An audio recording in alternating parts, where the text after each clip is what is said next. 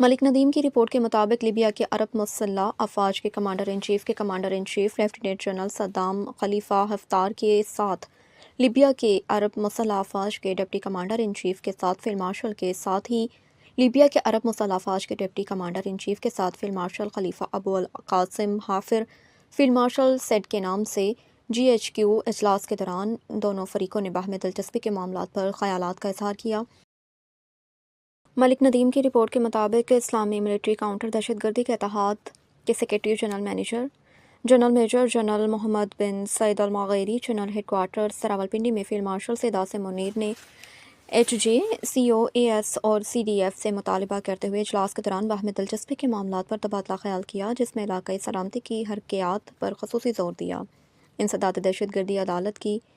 कोशिशों में तावन में इजाफा किया गया। दोनों फरीकों ने बाहमी तावन की हिकमत अमली और